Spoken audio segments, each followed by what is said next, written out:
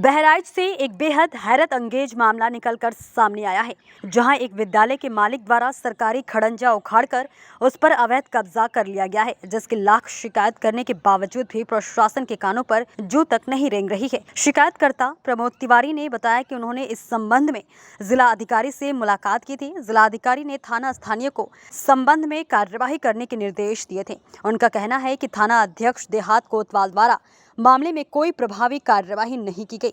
विद्यालय मालिक द्वारा रातों रात खड़ंजा उखाड़कर वहां लगे सदर विधायक अनुपमा जायसवाल के बोर्ड को भी उखाड़कर विद्यालय में रख लिया गया, जिसमें कब, कहां और किसके द्वारा सड़क बनाए जाने की जानकारी लिखी थी। शिकायतकर्ता लगातार अधिकारियों के दर के चक्कर काटने को मजबूर हैं। स्थानीय थाना कोतवाली देहात में प्रभावी रूप से कार्यवाही न होने के बाद शिकायतकर्ता प्रमोद तिवारी ने पुलिस अधीक्षक को शिकायती पत्र सौंपते हुए मामले में कार्यवाही की मांग की है। क्या नाम है आपका? मेरा नाम प्रमोद कुमार तिवारी है। आज आपने कप्तान साहब को शिकायती पत्र सौंपा है, क्या है मामला?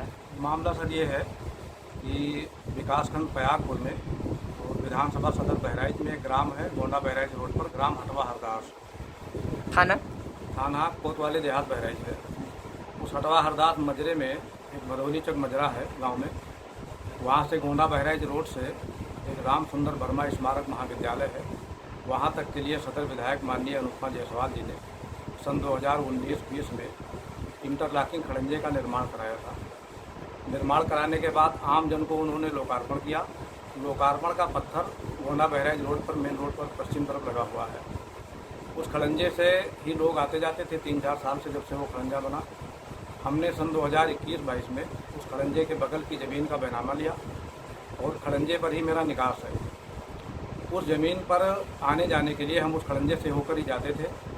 विगत 6 जुलाई को हम उसमें निर्माण करवा रहे थे, अपनी ज़मीन में बाउंड्री करा रहे थे। तो विद्यालय के प्रबंधक मुन्ना लाल वर्मा जी हैं, उन्होंने रोका और कहा कि ये खड़ंजा हमारी बैनामे की ज़मीन में है, इस पर हम किसी को आने जाने नहीं देंगे। तो हमने कहा ये खड़ंजा तो सरकार ने लगवाया है, सरकारी फंड से लगाया गया है और आम जन के लिए विधायक जी ने लोकार्पण किया है, ये तो पब्लिक यूज का चीज़ है।